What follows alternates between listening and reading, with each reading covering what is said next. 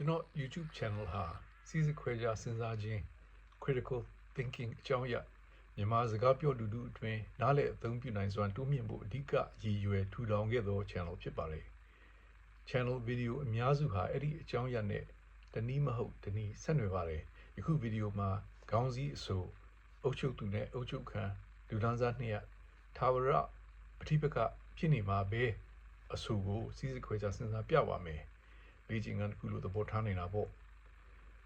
ဒီလို critical thinking လုပ်ဖို့ဘာကြောင့်လို့လဲဆိုရင်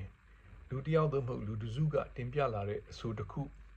ဟုတ်တယ်လို့ရှိတာနဲ့မစိစစ်မခွဲခြားပဲအလွယ်တကူလက်ခံလိုက်ရင်